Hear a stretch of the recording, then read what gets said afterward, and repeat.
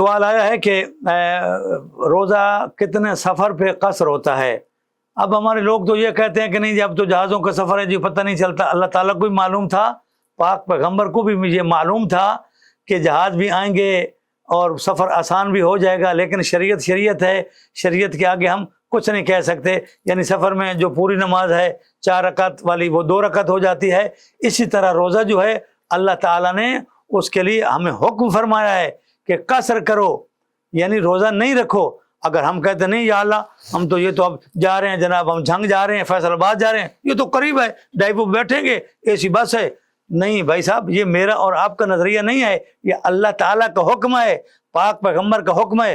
ہمارے ہاں فقہ جعفریہ میں غالباً 28 میل ہے، جو تقریباً 45 کلومیٹر بنتا ہے آنے جانے کا. اتنا سفر ہو تو نماز اور روزہ قصر ہو جاتا ہے. ہمارے برادران اہل سنت والجماعت میں غالباً اس سے کہیں زیادہ ہے، شاید مجھے اب دقیقاً یاد نہیں ہے، لیکن ایک اندازہ ہے کہ 100 کلومیٹر ہے کم از کم آنے جانے کا ہو تو ان کا روزہ جو ہے وہ قصر ہو جاتا ہے. یعنی روزہ نہیں رکھ سکتے، اور نماز جو ہے ظہر کی، عصر کی اور عشاء کی، یہ 4 فرض ہیں تو 2 ہو جائیں گے. یہ شریعت نے ہم کو سہولت دی. اللہ تعالیٰ سہولت دیتا ہے، مشکل میں ہم کو نہیں ڈالنا چاہتا.